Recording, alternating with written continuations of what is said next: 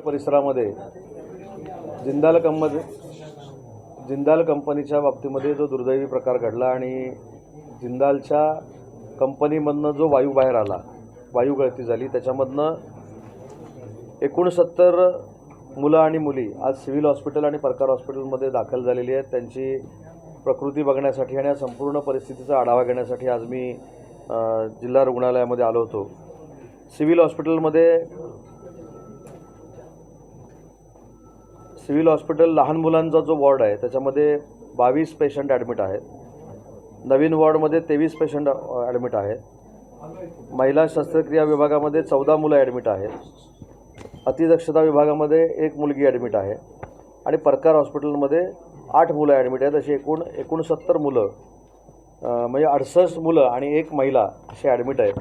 त्या सगळ्यांची मी आज विचारपूस केली। कालच्यापेक्षा यांची प्रकृती चांगल्या पद्धतीनं सुधारलेली आहे, परंतु आढावा बैठका घेतल्यानंतर तिथल्या स्थानिकांची जी मागणी आहे की हा प्रकार कशामुळे झाला आणि कोणामुळे झाला त्याच्यावर पोलीस केस दाखल केली पाहिजे, त्या सूचना मी प्रशासनाला दिलेल्या आहेत। आजच तहसीलदारांमार्फत ही पोलीस केस दाखल केली जाईल, याची पूर्ण चौकशी केली जाईल। ॲडिशनल कलेक्टरच्या अध्यक्षतेखाली समितीचं गठन आज आपण केलं आहे। त्याच्यामध्ये पर्यावरण, त्याच्यानंतर पोलीस अधिकारी, त्याच्यानंतर तिथले स्थानिक लोक आणि याचे समन्वयक म्हणून सचिव म्हणून प्रांताधिकारी काम करतील। येत्या 8 दिवसामध्ये याची खरी वस्तुस्थिती काय आहे ती आपल्या सगळ्यांसमोर येईल आणि याच्यामध्ये जे दोषी असतील त्यांच्यावर कडक कारवाई करण्याच्या सूचना मी स्वतः केलेल्या आहेत। जो प्रकार घडला हा अतिशय दुर्दैवी आहे आणि निष्काळजीपणामुळे हा प्रकार घडलेला आहे। कंपनीनं याची दक्षता अगोदरच घेणं अपेक्षित होतं। इथल्या जनतेचं जे म्हणणं आहे ते मी तपासून बघितलं, त्याच्याशी मी देखील लोकप्रतिनिधी म्हणून सहमत आहे, प्रशासन देखील सहमत आहे। सगळ्यात महत्त्वाचा मुद्दा की जिंदाल कंपनीनं त्या ठिकाणी हॉस्पिटल उभं करतो म्हणून सांगितलं। आम्ही सगळ्यांनी त्याच्यावर विश्वास ठेवला आणि आज त्या हॉस्पिटलमध्ये गेल्यानंतर डॉक्टर नाही, ॲम्ब्युलन्स नाही आणि म्हणून सगळे पेशंट आम्हाला सिव्हिल हॉस्पिटलमध्ये आणावे लागले।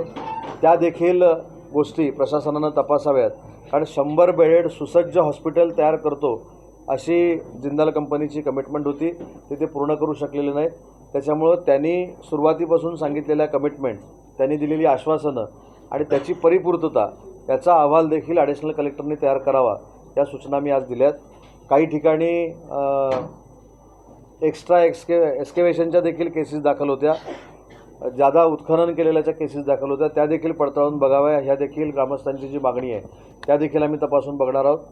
त्या रोडवर जे काही अपघात झाले त्या अपघातामध्ये देखील जिंदाल कंपनीनं काही सहकार्य केलं नाही असं ग्रामस्थांचं जे म्हणणं होतं ते देखील तपासायला सांगितलेलं आहे आणि कमिटी 8 दिवसामध्ये त्यांच्या निर्णयाप्रत येईल।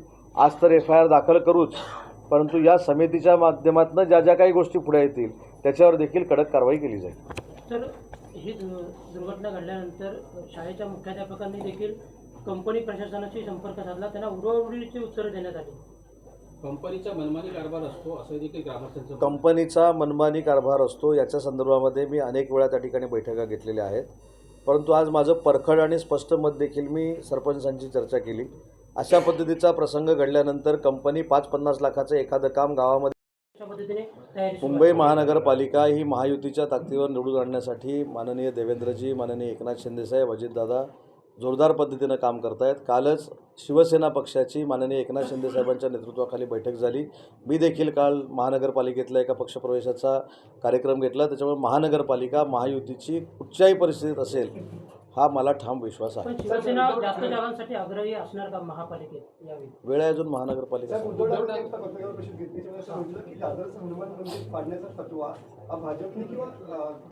युतीच्या सरकारने का काढला आणि त्यांचं हिंदुत्व जे आहे ते किंवा बेडगी किंवा इलेक्शन पुरता मर्यादित आहे का? मला असं वाटतं की हिंदुत्व जर बेडगी असतं तर 234 पर्यंत गेले असते का? आपण राहिलो असतो का? किती 20 किती पण राहिलो असतो का? तर मला असं वाटतं की पराभवसुद्धा मोठ्या मनानं स्वीकारला पाहिजे। ते देखील एका पक्षाचे पक्षप्रमुख आहेत, त्यांच्यावर टीका करण्याचा मला अधिकार नाही, परंतु एखादा विजय संपादन झाला हा कदाचित आता EVMचं कळलं असेल, कारण जयंत पाटील साहेबांनी परवा भाषण केलं सभागृहामध्ये, ऐकलं ना जयंत पाटील साहेबांचं भाषण, त्याच्यामध्ये क्लिअर झालं की ह्याच्यामध्ये EVMचा काही दोष नाही। म्हणजे आता EVMचा विषय बाजूला झाला, आता दुसरा काहीतरी प्रचाराचा मुद्दा असला पाहिजे, आमच्यावर टीका करण्याचा मुद्दा असला पाहिजे, म्हणून भाजपवर आणि आमच्यावर टीका करण्याचा हा प्रकार आज सुरू आहे. नाही ना, त्या विषयावर हनुमान मंदिरावर ते बोलणं 2 दिवसापूर्वी पूर्ण महाराष्ट्रामध्ये कुठच्या पक्षाच्या लेवलला आंदोलन झालं नाही. बांगलादेशामध्ये हिंदूंवर किंवा हिंदू अल्पसंख्याकांवर जो अन्याय होतो त्याला वाचा फोडण्यासाठी आंदोलन झालं. मग त्याच्यामध्ये उबाटा शिवसेना का सामील झाली नाही? ते हिंदुत्व कुठं होतं? तर मला असं वाटतं की आता निवडणुका झालेल्या आहेत. आता काय परत 5 वर्ष निवडणुका नाहीत, एवढी थम्पिंग मेजॉरिटी आमच्याकडे आहे. त्याच्यामुळे विरोधक म्हणून चांगल्या सजेशन जर केल्या तर सरकार म्हणून आम्ही नक्की काम करू, हा माझा शब्द आहे. परंतु कायमस्वरूपी एकनाथ शिंदेसाहेबांवर, देवेंद्रजींवर, अजितदादांवर टीका करणं आणि टीका केल्याचे परिणाम देखील महाराष्ट्रानं दाखवलेले आहेत काय होतात ते. तर मला असं वाटतं की या टीकेला काही अर्थ नाही. आम्ही महायुती म्हणून महानगरपालिका मुंबईची जिंकणार म्हणजे जिंकणार. बांगलादेशचा उल्लेख बांगलादेशींसोबत हे कितपत योग्य राहते? अरे बापरे, नाही आता निवडणुका कुठच्याच नाही आहेत. मुद्दा करायला निवडणुका कुठच्याच नाहीत. महानगरपालिकेच्या फक्त निवडणुका आहेत आणि महानगरपालिकेची निवडणूक देखील आम्ही विकास कामावर जिंकणार आहोत. तो कौल या विधानसभेच्या निवडणुकीला मुंबईकरांनी आम्हाला दिलेला आहे. त्याच्यामुळं महायुतीचा भगवा कुठच्याही परिस्थितीमध्ये मुंबई महानगरपालिकेवर फडकणार. यादी ठरलेली आहे त्याचप्रमाणे सांगा नावं. एनसीपीची देखील पुढे आलेली आहे. शिवसेनेचे नेमके किती नाही यादी आता बघा, तुम्हीच सांगितले यादी ठरली, नावं मला पाहिजेत ना. मी आता ताबडतोब अभिनंदन करून टाकतो ना. 21-13 फॉर्म्युला ठरला असं काही चर्चा झाली. ठरला 21-13-10 किती ठरला? शिवसेनेमध्ये 2.5 वर्षांचा काही फॉर्म्युला ठरलेला आहे त्या किंवा काय निकष असा पण ठरलाय. साहेब, एकंदरीत दिल्लीतले जे राजकीय घडामोडी होतात, पवारसाहेब अमित शहाना भेटले किंवा अजित पवार महाराष्ट्राच्या राजकारणात काय त्याचा परिणाम होईल? मला असं वाटतं की शरद पवार साहेब हे देशाचे नेते आहेत. तत्त्व जरी आमची पक्षाची एकामेकाची जरी वेगळी असली तरी या राज्याचे ते 4 वेळा मुख्यमंत्री होते, देशाचे डिफेन्स मिनिस्टर होते, देशाचे अन्नमंत्री होते. त्याच्यावर मी देखील ट्विट केलेलं आहे. आणि जर ऑनर म्हणून अमित शहा साहेब त्यांना भेटले असतील तर त्याच्यात राजकीय अर्थ लावेल असं मला काही वाटत नाही.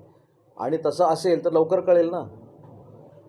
अमित शहा साहेबांनी काल त्यांची भेट घेतली, त्यांचा अभ्यास बघता काल राज्यसभेच्या सभापतीने जे भाषण केलं त्याच्यामध्ये देखील शरद पवार साहेबांचं ऑनरच केलं ना. त्याच्यामुळं राष्ट्रवादी काँग्रेस पार्टी शरद पवार साहेबांची जरी असली, आम्ही एकमेकाचे तत्वाने जरी विरोधक असलो तर या महाराष्ट्राच्या जडणघडणीमध्ये शरद पवार साहेबांचं योगदान आहे. आणि अशा नेत्याच्या वाढदिवसाला काय शुभेच्छा द्यायला मला असं वाटतं की कोणाचं बंधन नाही. शिवसेने नेते संजय शिरसाटने काही टाळीसाठी हात पुढे केला आहे.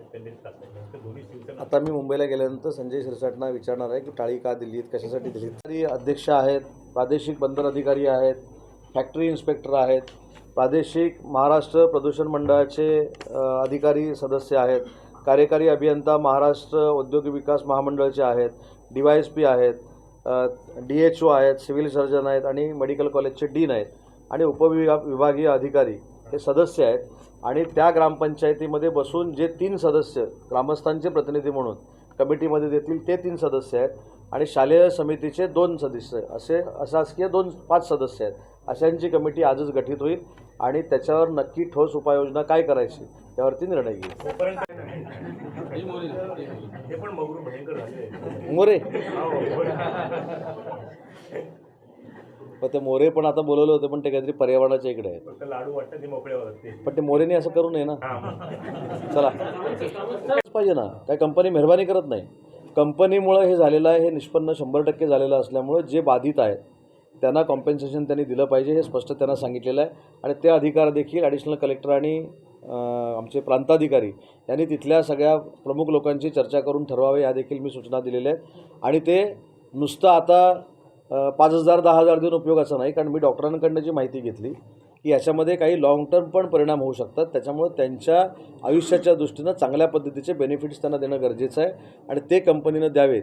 आणि त्याच्यासाठीच कमिटीमध्ये मेडिकल कॉलेजचे डीन, CS आणि DHOना घेतलेलं आहे. अशा प्रकारची दुर्घटना पुन्हा घडू नये या संदर्भात काही सूचना वगैरे दिल्या? नाही, अशा प्रकारची दुर्घटना घडू नये यासाठीच समिती गठीत केलेली आहे आणि यासाठीच आजच तहसीलदारांना सूचना केलेल्या आहेत की FIR दाखल करावा. FIR ते दाखल करतील, कमिटीचा अहवाल येईल आणि त्याच्यानंतर कारवाई होईल. वेगळा आहे, पर्यावरणचं वेगळं आहे. हा सगळा जो भाग येतो हा पर्यावरण मंत्रालयामध्ये येतो. पण मी काय माझी सांघिक जबाबदारी नाकारत नाही. मी देखील लोकप्रतिनिधी आहे. आता पर्यावरणाचे अधिकारी तिथे गेलेले आहेत, सर्वे करत आहेत. सगळ्यांचे अहवाल येऊ दे. आता 24 तासच या घटनेला झालेले आहेत, त्याच्यामुळं नक्की सगळे अहवाल आलेले नाहीत. आणि या अहवालामध्ये कंपनीला काही सूचना असतील ते आपण नक्की करू. आणि कधीतरी कंपनीच्या मालकाने देखील इथं आलं पाहिजे. आणि कंपनीच्या मालकाने देखील जनतेला ॲश्युरन्स दिला पाहिजे की आमची जी लोकं काम करतात, कारण मी ज्यावेळी त्यांच्याशी चर्चा करतो त्यावेळी ते मला असं सांगतात की हे जे काय घडतं ते आम्हाला अधिकारी सांगतच नाहीत. याचा अर्थ त्यांच्यामध्ये डायलॉग नाही. इथं जे काय घडतं ते कंपनीच्या मालकाला कळत नसावं असं माझं मत आहे. आणि कळलं किंवा कळलं नाही तरी त्यांनी रत्नागिरीमध्ये येऊन तिथल्या जनतेशी डायलॉग करावा असं माझं स्पष्ट मत आहे. नाही, या संदर्भामध्ये आता मला तर असं वाटतं की त्यांच्या मालकांनी येऊन देखील खुलासा करणं गरजेचं आहे. कारण 15-20 वर्षापूर्वी ही कंपनी सुरू झाली. कंपनी सुरू झाल्यानंतर काही प्रश्न सुटले नाही अशातला अजिबात भाग नाही. अरे विवेकाने या ना इकडे, विवेक दादा या ना. प्रश्न कंपनीनं सोडवले नाहीत अशातला अजिबात भाग नाही. काही कंपनीनं प्रश्न नक्की सोडवलेले आहेत. परंतु जीविताशी खेळण्याचा जो प्रकार काल झाला ह्याच्यावर निर्बंध हे असलेच पाहिजेत, सेफ्टी ही असलीच पाहिजे. आणि सेफ्टी असल्याशिवाय त्यांनी मेंटेनन्सचं काम सुरू करू नये या मताचा मी आहे. कमिटी योग्य ते निर्णय घेईल आणि कमिटीनं निर्णय घेतल्यानंतर ग्रामस्थांना बरोबर घेऊनच भविष्यामध्ये वाटचाल त्यांनी करावी ही माझी स्पष्ट पद्धतीची पूर्वीपासूनची सूचना होती. आता देखील तीच सूचना आहे.